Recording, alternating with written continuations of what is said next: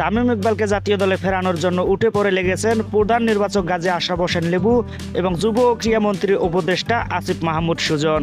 Champion ট্রফির আগেই তামিমকে দলে চেয়ে বিসিবির কাছে যা বললেন ক্রীড়া উপদেষ্টা আসিফ মাহমুদ। 5ই আগস্ট সরকার পতনের পর ডক্টর মোহাম্মদ ইউনূসের নেতৃত্বাধীন 17 সদস্যের অন্তর্বর্তী সরকার উপদেষ্টা আসিফ মাহমুদ সজীব ভুঁইয়াকে বাংলাদেশের যুব ও ক্রীড়া মন্ত্রণালয়ের দায়িত্ব দেওয়া হয়। শুক্রবার মন্ত্রী পরিষদ মন্ত্রণালয়ের এক প্রজ্ঞাপনে এ তথ্য জানানো হয়। এরপর শুরু হয় আসল খেলা। আসিফ মাহমুদের কিছু পুরনো পোস্ট নতুন করে ভাইরাল হয়, যেখানে তিনি সাকিব ও তামিমকে নিয়ে কথা বলেছেন। তা ছড়িয়ে পড়ে সামাজিক যোগাযোগ মাধ্যমে। তামিমকে নিয়ে বর্তমান ক্রীড়ামন্ত্রী আসিফ মাহমুদের একটি ফেসবুক পোস্টে ভাইরাল হয়েছে। এই পোস্টটি তিনি করেন 2023 সালের 17 সেপ্টেম্বর। তিনি সেই ফেসবুক পোস্টে লিখেন, তামিম ইকবাল চাচার জোরে তামিম ইকবাল হয়েছে, চাচার জোর থাকলে এমনই শত শত তামিম ইকবাল তৈরি হতো।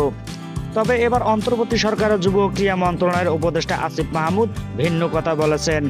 তামিম ইকবালের পাকিস্তান চ্যাম্পিয়ন ট্রফির আগে তামিমকে দলে ফিরিয়ে আনতে তিনি ব্যক্তিগতভাবে কাজ করবেন। শুধু তাই নয়, ক্রিকেটকে আরও অনেক দূর নিয়ে যাওয়ার জন্য সব রকম চেষ্টা করবেন আসিফ মাহমুদ। অন্যদিকে তামিমের সাথে বসতে চলেছেন গাজী আশরাফ হোসেন লিপু। শীঘ্রই তামিমের সাথে বৈঠক করছেন জাতীয় দলে খেলবেন কিনা।